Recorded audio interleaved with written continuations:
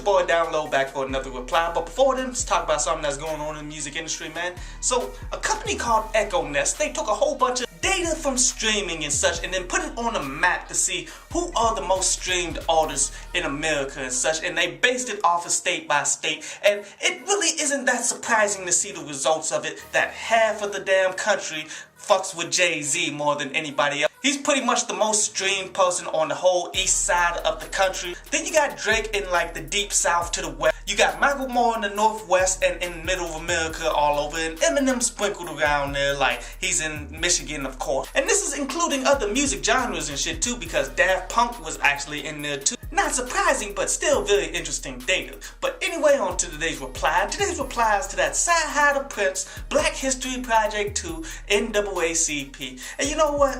This was very fucking disappointing, man. Considering that Black History Project, the original, was my favorite #1 mixtape of last year, man. I had the highest of expectations leading up to this, man, and sadly it just didn't come through, dude. I mean, starting out, there was no core concept like Black History Project 1 had. 2, even though CyHi is spitting, man, and he always has some good damn potent punchlines, really didn't save a lot of these songs. These core songs just weren't quite there. There was only really one song off of this that I'm like, okay, that's a fucking hit. But yet, he fucked it up with what he was fucking talking about, dude. And you all know where the fuck I'm going after this goddamn week that we've had. That Weak People song, man, and I never thought in 100 fucking years that CyHi The Prynce would be cooning out like this, but oh, he sure did. You gonna prove your point that black people are weak people, and in order to do this, you sampled Pastor Manning, the black preacher that hates black people? This is who you sampled, that many people deem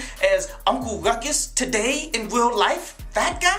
And he's talking that same bullshit rhetoric that black on black crime, we killing each other all the time, and you guys gonna be out here protesting and shit. You dudes don't even want no change, that type of bullshit. See, but this is what makes us really weak people, as CyHi The Prynce is trying to say, is that you take something that is made up by the white people, the white dominant people, and then you run with that shit even though it's going completely against your own fucking people. Now, am I denying that there are full of shit people in our community, that we are violent to each other and such? No, but I'm looking at it in a logical fucking manner, you dig? Like, we're not the only ones that's poison to each other. How come when Italians get gunned down, no one be like, oh, what about that mob on mob crime? Like, everybody upset about these Italian people getting killed. That doesn't happen. Do you think black people are the only fucking gangs in America? What about the Mexican gangs, Mexican mafia, the Mexican cartel, chopping motherfuckers' heads off here in America? But you don't ever hear that Mexican on Mexican crime. What about the Russian mafia? You think they stop fucking killing people? Where's the Russian on Russian crime? You don't hear none of that shit. It's only with us and our own people taking that shit and running with it. See, and I can say this till I'm motherfucking blue in the face, dude.